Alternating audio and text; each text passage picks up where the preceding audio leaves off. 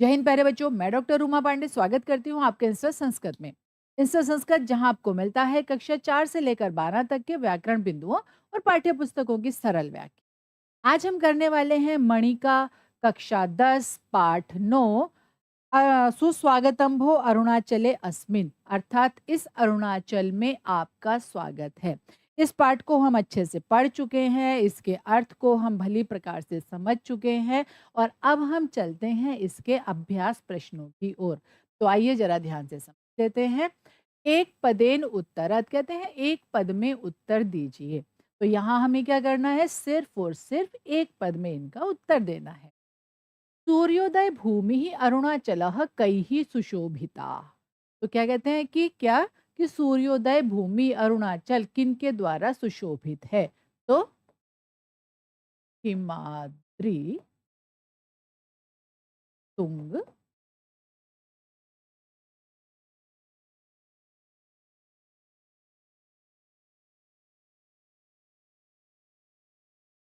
श्रृंगई ही, हिमाद्री तुंग श्रृंगई ही मतलब बर्फ से ढकी हुई ऊंची ऊंची चोटियों के द्वारा। अरुणाचले कति नद्यः वहन्ति, अरुणाचल में कितनी नदियां बहती हैं। पंचाशद अधिकाः, 50 से अधिक नदियां बहती हैं। अरुणाचलस्य पर्यावरणम कीदृशम, अरुणाचल का पर्यावरण कैसा है। शुद्धम, शुद्ध है। देवानाम अपि देवः कः कथ्यते, देवताओं का भी देव किसको कहा जाता है। मोपीन, मोपीन जो थे उनको कहा जाता है देवताओं का भी देवता। अरुणाचल से राजधानी का, अरुणाचल की राजधानी क्या है। ईटानगरम, अरुणाचल की राजधानी है ईटानगर। लामा सांप्रदाय से प्रमुखम पर्व किम, लामा सांप्रदाय का प्रमुख पर्व क्या है। क्या है। लोसर, लोसर ये है इनका प्रमुख पर्व। अरुणाचल से विशिष्ट राजपशु कह, अरुणाचल का विशेष राजपशु क्या है। तो क्या है, मिथुन, मिथुन है। और तवांग गोम्पा केशाम मठ, तवांग गोम्पा किनका मठ है। तो बौद्धा नाम, बौद्धा नाम मठ। तो ये हुआ हमारा पहला प्रश्न और अब चलते हैं अगले प्रश्न की तरफ। अगला प्रश्न है हमारा, एतेषां प्रश्नानाम उत्तराणि एक वाक्य न लिखत, इन प्रश्नों के उत्तर एक वाक्य में लिखिए। समझ लेते हैं। अरुणः कस्य पर्यायः, अरुणः सूर्यस्य पर्यायः, किसका पर्याय है, सूर्य का पर्याय। सूर्योदय भूमि इति पदम कस्मै प्रयुक्तम, सूर्योदय की भूमि यह पद किसके लिए प्रयोग किया गया है।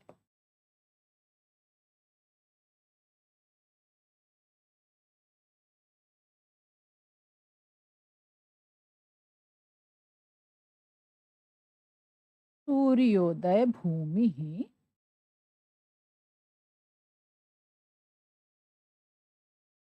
अरुणाचलाय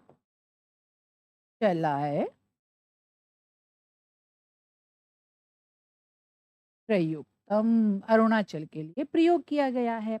अरुणाचल प्रदेशस्य जनजातीनां प्रमुखानि आजीविका साधनानि कानि सन्ति, अरुणाचल प्रदेश की जनजातियों के प्रमुख आजीविका के साधन क्या क्या हैं। क्या लिखेंगे हम, तेषाम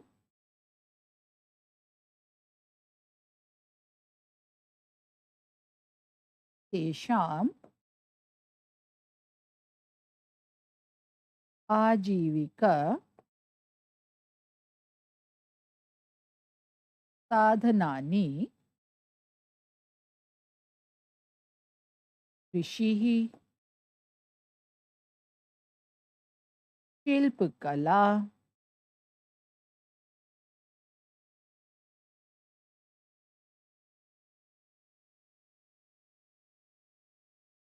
वन संपद चैव संति और वन संपदाएं हैं। ओरेया इति केशाम प्रमुखम पर्व। ओरेया यह किनका प्रमुख पर्व है? तो ओरेया इति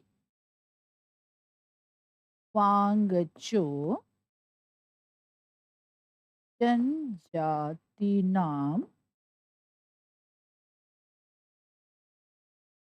प्रमुखम पर्व।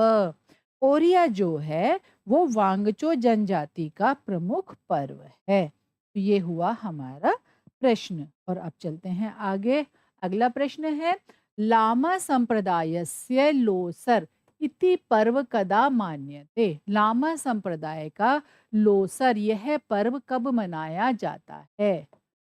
तो लामा संप्रदायस्य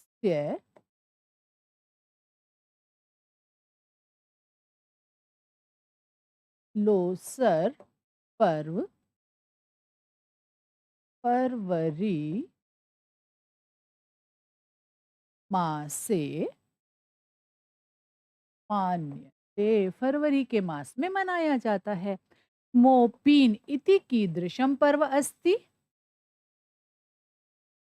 मोपीन इति पर्व होली सदृशम ति। ये जो पर्व है होली के समान होता है। लोहित नद्याः उद्गम स्थलम किम मन्यते। तो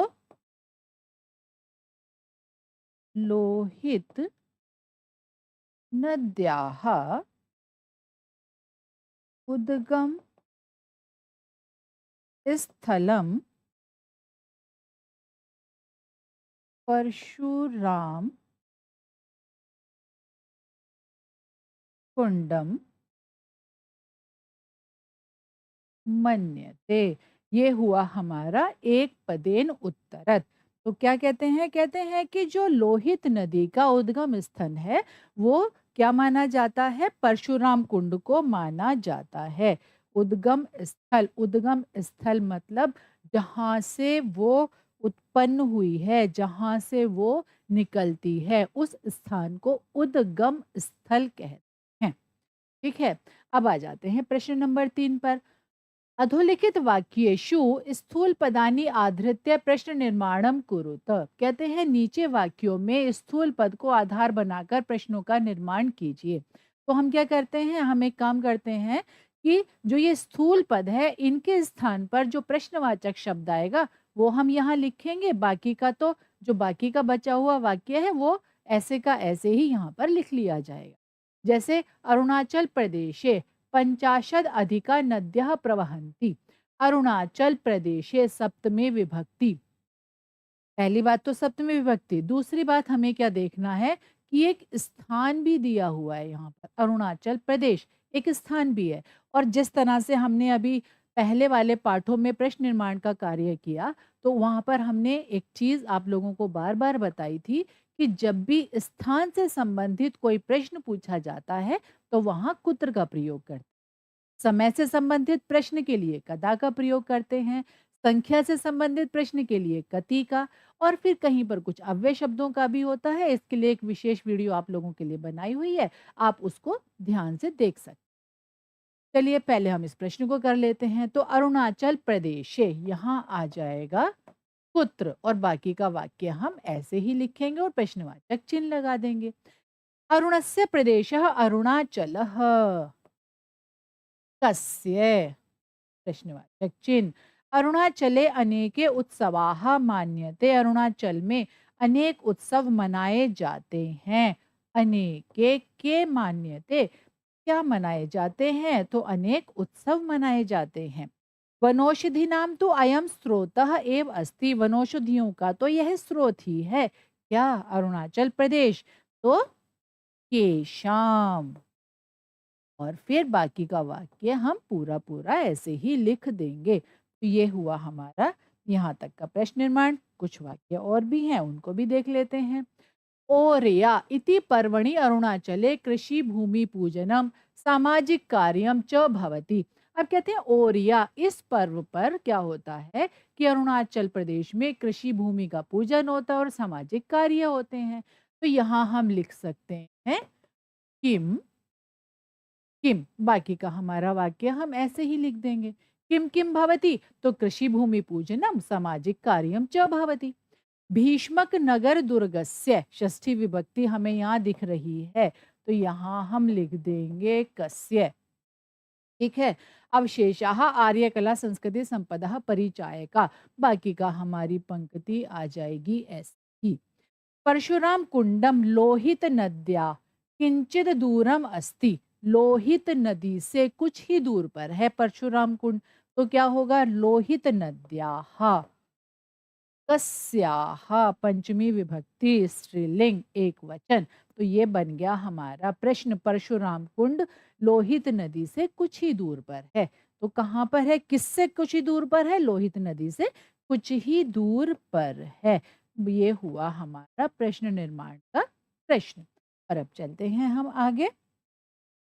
अगला प्रश्न है हमारे सामने, अधोलिखित प्रश्नान यथा निर्देशम उत्तरत। नीचे जो प्रश्न दिए गए हैं उनका यथा निर्देश उत्तर दीजिए। जब इस तरह के प्रश्न आपके सामने आए तो इस तरह के प्रश्नों को करते हुए कभी जल्दबाजी मत करना। बहुत ध्यान से प्रश्न को पढ़ना, उसके अर्थ को समझना और उसके बाद उसको हल करना। स्थलानां दर्शनाय प्रबंधः अपि वर्तते। अत्र वर्तते इति क्रियापदस्य कर्तृपदम किम। कहते हैं वर्तते का क्रियापद जो है, जो वर्तते क्रियापद है, इसका कर्तृपद क्या है? इसका कर्तृपद है ये प्रबंधः। ठीक है, पहला हुआ। मिथुनः गोमहिष सदृशः एकः विशिष्टः राजपशु अस्ति। वाक्ये अस्मिन् विशेष्य पदम किम प्रयुक्तम। विशेष्य पूछा है, विशेषण नहीं पूछा है। विशेष्य वो शब्द होता है जिसकी विशेषता बताई जाती है। तो विशेषता किसकी बताई जा रही है? मिथुन की। क्या है, क्या क्या है? गो महिष सदृश है, विशिष्ट राजपशु है। तो ये क्या हुई, ये हुए विशेषण और विशेष्य हुआ मिथुन। साड़केन एकम अन्यत पर्व अस्ति। साड़केन भी एक पर्व होता है। अत्र अपरम इति पदस्य किम पर्याय पदम प्रयुक्तम। अपरम अन्यत, ये हुआ हमारा पर्याय पद किसका, अपरम का। जनाः परस्परं मुखे कपोले च शालीचूर्णं लिम्पन्ति। वाक्ये अस्मिन् किम क्रियापदम प्रयुक्तम। कहते हैं इस वाक्य में क्रियापद क्या है? लिम्पन्ति। सरल सा प्रश्न है, समझ आ जाएगा। पर्यटन विभागेन प्रकाशितां प्रसिद्ध स्थलानां सूचीं पठित्वा ज्ञायताम्। अत्र सूचीम इति पदस्य किम विशेषण पदम प्रयुक्तम। कहते हैं सूचीम शब्द का आपको विशेषण बताना है। तो सूची कैसी थी, प्रकाशित थी। ये हो गया इसका विशेषण पद। ध्यान से वाक्यों को पढ़ना है, पढ़ने के बाद पहले समझना है, फिर उत्तर देना है। ऐसा नहीं कि बस प्रश्न पढ़ा और जल्दी से हमने फटाफट उसका उत्तर दे दिया, नहीं। ये छोटी-छोटी चीज़ें होती हैं जो हमें पूरे नंबर दिलाती हैं। पूरे नंबर तो हमें लेने ही हैं। विशेष्यैः सह समुचित विशेषणानि योजयित्वा लिखत। कहते हैं विशेष्यों के साथ समुचित विशेषणों को जोड़कर लिखिए। इसका मतलब ये विशेष्य हुए और ये इनके विशेषण हुए। ठीक है। विविध वर्ण मनोहराः, विविध वर्णों से मनोहर क्या है? यहाँ पर प्रकृति, वहाँ की जो प्रकृति है वो विविध वर्णों से मनोहर, बहुत रंगीली है। बहुत अच्छे अच्छे रंग वहाँ पर प्रकृति में पाए जाते हैं। प्रमुखानि, प्रमुख। आजीविका साधनानि, आजीविका के साधन। सामाजिकम, कार्यम। अन्यत, अन्यत मतलब क्या, अन्यत माने दूसरा, अपरम, है ना। तो क्या होगा, अन्यत पर्व। ये हो गया हमारा अन्यत। संपूर्ण, ये यहाँ आ गई हमारी व्यवस्था। दर्शनीयानि, दर्शनीयानि ऐतिहासिक स्थलानि। गो महिष सदृशः, गाय और भैंस के समान दिखने वाला क्या राज पशु? तो ये हुआ हमारा प्रश्न नंबर 5। ध्यान से इसको पढ़ेंगे और फिर इनको मिलाएंगे। पाठ पढ़ना बहुत ज़रूरी है। पाठ को बिल्कुल कम से कम 3 बार 4 बार एक-एक पाठ को पढ़ लें, ताकि कुछ भी ऐसा ना हो जिसको पढ़ने के बाद हमें सोचना पड़े कि भई इसका उत्तर क्या हो सकता है। जब आप एक पाठ को 3 बार 4 बार पढ़ लेंगे, तो फिर सारे प्रश्न आपको इतने सरल लगेंगे, इतने सरल लगेंगे, लगेगा कि पेपर तो बहुत ही आसान है। अधोलिखित पदैः सह समानार्थक पदम योजयित्वा लिखत। कहते हैं नीचे जो पद दिए गए हैं उनके सामने समानार्थक पदों को जोड़कर लिखिए। चलिए समानार्थक पदों को जोड़ लेते हैं। अभी हमने क्या जोड़ा था, इससे पहले विशेषण विशेष्य को जोड़ दिया था। तो यहाँ पर क्या है, अभिनंदनम, अभिनंदनम का हो जाएगा हमारा स्वागतम। ज्ञातुम, ज्ञातुम, अवगन्तुम, ये हो गया। अरुणः, अरुणः, सूर्यः, समम, समम, सदृशम, यह हमारा। अधुना, अधुना मतलब अब। तो क्या होगा, इदानीम हुआ। प्रत्युत, प्रत्युत मतलब अपितु। और अनंतरम, अनंतरम अर्थात पश्चात। तो ये हुआ हमारे समानार्थक पद। ध्यान से इनको पढ़ना है और ध्यान से इनको पढ़ने के बाद फिर इनको मिलाना है। बहुत समय होता है परीक्षा में, 3 घंटे का समय बहुत रहता है। किसी भी प्रश्न को करते हुए कोई जल्दबाजी ना करें कभी भी। बहुत समय है, आराम से करें। ठीक है। अब आते हैं प्रश्न नंबर 7 पर। अधोलिखित वाक्येषु स्थूल पदानि केभ्य प्रयुक्तानि। कहते हैं यहाँ पर जो ये स्थूल पद हैं, ये किनके लिए प्रयोग किए गए हैं, ये आपको बताना है। तो चलिए इनको भी समझ लेते हैं क्या है। जैसे एक इन्होंने उदाहरण भी दिया हुआ है, अहम भवताम जिज्ञासाम शमयितुम इच्छामि। तो छात्राणाम कृते या छात्रेभ्य, मतलब छात्राणाम कृते, छात्रों के लिए, या छात्रेभ्य, ये भी छात्रों के लिए। चाहे तो हम षष्ठी विभक्ति का प्रयोग करके कृते शब्द का प्रयोग कर सकते हैं, या फिर हम चतुर्थी विभक्ति का प्रयोग भी कर सकते हैं। ठीक है। प्रथमम तु अहम एकम प्रश्नम पृच्छामि। तो कौन है ये, किन्होंने बोला था ये अहम? हम्म, पर्यटन अधिकारी ने, पर्यटन अधिकारी ने पूछा था, ये उनके लिए प्रयोग किया गया है।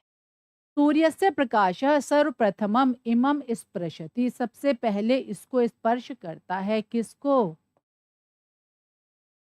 अरुणाचल प्रदेशाय, अरुणाचल प्रदेश को। अहम चिंतयामि यत अरुणः तु सूर्यस्य पर्यायः। ये किसने कहा था? हुँ? हिमांशवे, हिमांशु ने कहा था। कृषि शिल्पकला वन संपदा च एतेषां प्रमुखानि आजीविका साधनानि। इनकी प्रमुख आजीविका के साधन है। किसके लिए प्रयोग किया गया था?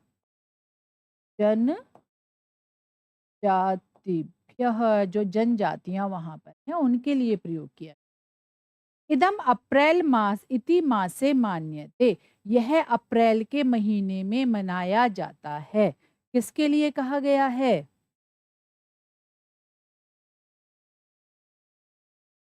मोपिनाय, मोपिन के लिए कहा गया। अधुना तो वयम एतानि दृष्टुम उत्सुकाः स्मः। और अब तो हम इनको देखने के लिए उत्सुक हैं। किनको देखने के लिए? पर्यटन स्थले, यह पर्यटन स्थलों को देखने के लिए उत्सुक हैं भाई हम। अधुना अत्र अनेके प्रमुखोत्सवाः। यहाँ पर बहुत सारे प्रमुख उत्सव हैं। किस, कहाँ पर हैं? अरुणाचलाय, ये भी अरुणाचल के लिए प्रयोग किया गया है। अत्र, अत्र शब्द का प्रयोग किसके लिए किया गया है? अरुणाचल प्रदेश के लिए किया गया है। तो हमें क्या करना है, ये जो सर्वनाम शब्द जिस जिस के लिए प्रयोग किए गए हैं उनमें हमने चतुर्थी विभक्ति लगाकर इस प्रश्न को हल किया। और अब चलते हैं आगे, अगला प्रश्न समझ लेते हैं। अधोलिखित पदानाम समुचितम विग्रहम समस्त पदम वा लिखत। कहते हैं जो नीचे पद दिए गए हैं, इनका या तो इनको हमें विग्रह करके लिखना है या इनका हमें समस्त पद लिखना है। चलिए इसको भी समझ लें। जैसे पहला क्या है, वन संपदा, तो क्या होगा,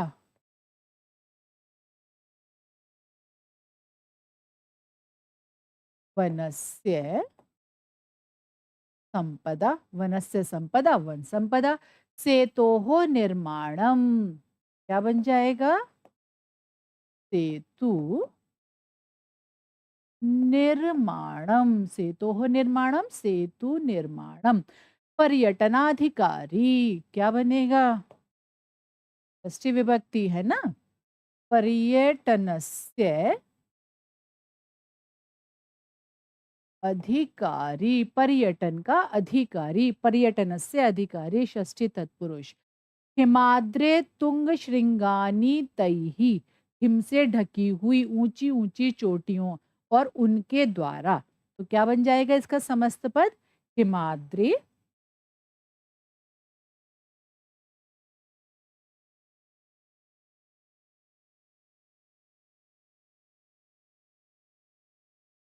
हिमाद्री तुंग श्रृंगैही, मतलब हिम से ढकी हुई ऊंची ऊंची चोटियों के द्वारा। बौद्ध मठ, क्या बनेगा, बौद्धा नाम मठ,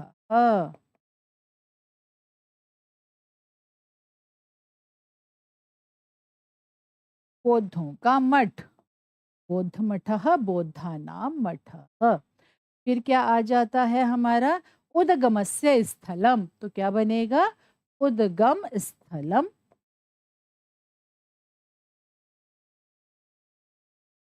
उद्गम स्थलम, उद्गमस्य स्थलम। अरुणाचलः, अरुणाचलः क्या बनेगा, अरुणस्य अचलः, अरुणस्य अचलः, अरुण का अचलः कहते हैं जो अचल रहे अपने स्थान पर, अर्थात पर्वत, मतलब अरुण का ऐसा पर्वत जहां पर सबसे पहले सूर्य पहुंचता है, उसको कहते हैं अरुणस्य अचलः, अरुणाचल। तो ये हुआ हमारा प्रश्न नंबर 8। और अब चलते हैं हम अगले प्रश्न की तरफ। अगला प्रश्न कहता है, अधोलिखित वाक्येषु रेखांकित पदानाम प्रसंगानुकूलम समुचितार्थम चित्वा लिखत, समुचित अर्थ को चुनकर लिखिए। प्रश्नोत्तर माध्यमेन भवताम जिज्ञासाम शमयितुम इच्छामि, प्रश्नोत्तर के माध्यम से आपकी जिज्ञासा को शांत करने की इच्छा मैं रखता हूँ। तो क्या है यहाँ पर, जिज्ञासा, तो ज्ञातुम इच्छा, जानने की इच्छा। अस्य अवशेषाः तु आर्यकला संस्कृति संपदः परिचायकाः, परिचायकाः उसके परिचायक हैं, उसके परिचायक मतलब उसका परिचय देने वाले, उसके सूचक हैं, उसके बारे में सूचना देते हैं ना। साधु पृष्ठम, इसको जरा बहुत ध्यान से समझिएगा, साधु पृष्ठम, साधु का यदि हम वैसे अर्थ देखें तो क्या होता है, सन्यासी होता है। साधु का अर्थ शुद्ध भी हो सकता है, लेकिन यहाँ पर इस पाठ में साधु का अर्थ आएगा सम्यक, अच्छी प्रकार से, भली प्रकार से, अच्छा पूछा। विपुलाचा अत्र वन संपदा, विपुला, विपुला माने यहाँ पर आ जाएगा विशाला। और वनौषधनाम तो अयम स्रोतः एव, तो कहते हैं वनौषधियों का तो यह स्रोत ही है, मतलब उद्गम स्थल है। यहाँ पर तो वनौषधियाँ उत्पन्न होती हैं, पैदा होती हैं। ऐसा नहीं है कहीं से लाई जाती हैं, कहीं पर रखी जाती हैं, कहीं से इकट्ठी की जाती है, नहीं, ये तो उद्गम स्थल है। अब कहते हैं, अत्र लिखिते गद्यांशे रिक्त स्थानानां पूर्तिम इदम इति सर्वनाम पदस्य उचित रूपैः कुरुत, मतलब ये चाहते हैं कि तुम्हें इदम शब्द के रूप अच्छी तरह से याद हो। पुल्लिंग, स्त्रीलिंग, नपुंसकलिंग तीनों के अच्छी तरह से याद कर लीजिएगा। इस तरह के प्रश्न आपके प्रश्न पत्र में पूछे जा सकते हैं। अरुणस्य प्रदेशः अरुणाचलः, अरुण का प्रदेश अरुणाचल। अच्छा, एक चीज का और ध्यान रखिए, जब इस तरह का प्रश्न आपके सामने कभी आए तो ये ध्यान रखिएगा कि सर्वनाम शब्द में वो ही विभक्ति होगी जो उसके संज्ञा शब्द में होगी। समझते हुए करते हैं। जैसे यहाँ पर है प्रदेशस्य, तो यहाँ पर क्या आना चाहिए, अस्य षष्ठी विभक्ति यहाँ है तो यहाँ भी षष्ठी विभक्ति आ गई। प्रदेशस्य अस्ति हिमाद्रितुङ्गशृङ्गैः सुशोभिताः भूमि एवंच अस्ति और यहाँ पर है विपुल वन संपदा। अब देखिए यहाँ है प्रदेशे सप्तमी विभक्ति तो हम यहाँ पर भी सप्तमी विभक्ति लगा लेंगे। अस्मिन, अस्मिन प्रदेशे ये हो गया। अब यहाँ हमने देखा कि यहाँ है पंचमी विभक्ति तो हम क्या लगाएंगे यहाँ पर भी पंचमी विभक्ति लगा देंगे हम। अस्मात् प्रदेशात् एव वहति लोहिताख्य नदी सूर्यस्य प्रकाशः सर्वप्रथमम यहाँ आ जाएगी द्वितीय विभक्ति। इमं प्रदेशमेव स्पृशति प्रदेशम द्वितीय विभक्ति और प्रदेशेन तृतीय विभक्ति तो अनेन, अनेन एव जीवन्ति प्रदेशस्य। प्रदेशस्य षष्ठी है ना तो यहाँ पर भी हमने षष्ठी विभक्ति का प्रयोग कर लिया। जनाः अद्भुतः सौंदर्यमयः एव अयं प्रदेशः। अब देखिए ध्यान से इसको समझ लीजिए एक बार फिर क्या कि इस तरह के प्रश्न में ये जो सर्वनाम शब्द है उसके साथ साथ उसका संज्ञा शब्द भी जुड़ा हुआ है और जो विभक्ति संज्ञा शब्द में है वो ही विभक्ति सर्वनाम शब्द में प्रयोग की गई है। ये हमें ध्यान रखना, ठीक है। आइए एक बार फिर से पुनरावृत्ति कर लेते हैं। आज हमने क्या पढ़ा? आज हमने पढ़ा संस्कृत मणिका कक्षा 10 पाठनों के अभ्यास प्रश्न। उन प्रश्नों को हमने पढ़ा, समझा और यथा योग्य उनका उत्तर दिया। आशा है आज की वीडियो आपको समझ में आई होगी। इसी तरह की सरल वीडियो के लिए जुड़े रहिए इंस्टा संस्कृत। जय हिंद।